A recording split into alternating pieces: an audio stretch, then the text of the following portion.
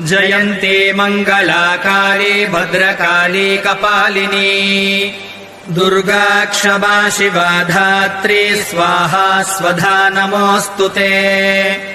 जय त्वम् देवि चामुण्डे जय भूतार्तिहारिणी जय सर्वगते देवी कालरात्रि नमोऽस्तु ते।